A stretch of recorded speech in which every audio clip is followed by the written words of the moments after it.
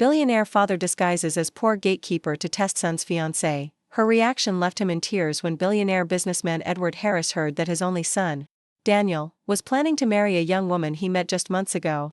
He felt uneasy. Money had always attracted the wrong kind of people into their lives. Edward had seen gold diggers destroy families before, and he wasn't about to let it happen again.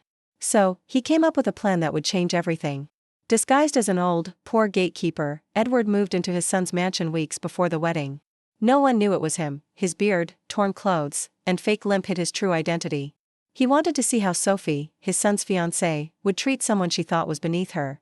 But what Edward discovered broke his heart and made him cry tears he never expected, tears of both pain and pride. Edward Harris was known throughout the city as a man of wealth, power, and prestige.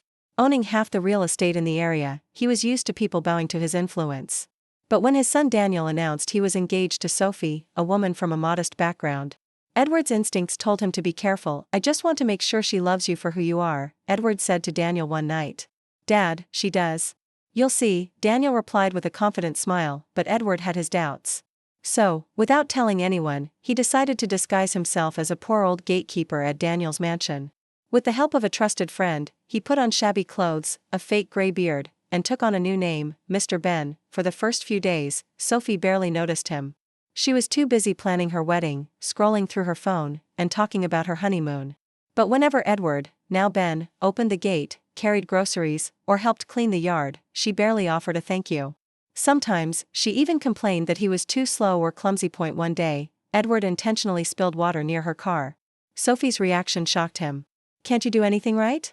You old fool," she snapped, pushing the bucket aside. Edward's heart sank. He wasn't expecting kindness all the time, but the lack of basic respect told him something was deeply wrong. He continued observing her, silently gathering proof.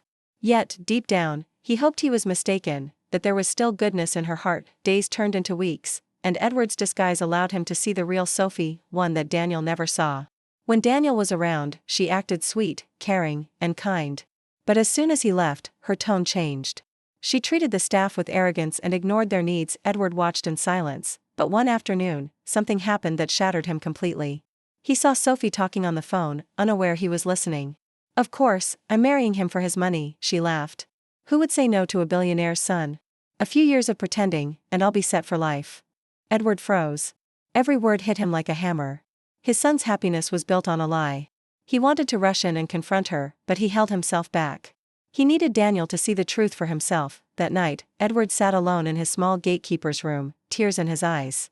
He thought about Daniel's mother, who had passed away years ago, and how she had always said, "True love is proven by how you treat those who can't offer you anything." The next day, Edward decided to push Sophie one last time. He pretended to be injured while opening the gate. Sophie looked at him, annoyed, and muttered, "Great, now I have to walk." She didn't even help him up. That was the moment Edward knew, her heart was cold. A week before the wedding, Edward finally decided it was time to reveal the truth. Daniel had organized a family dinner, and Sophie was glowing with excitement.